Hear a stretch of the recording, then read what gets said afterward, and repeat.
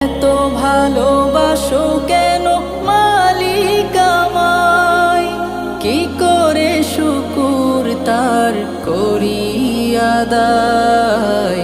এত ভালোবাসো কেন মালিক আমায়, এত ভালোবাসো কেন মালিক আমায়।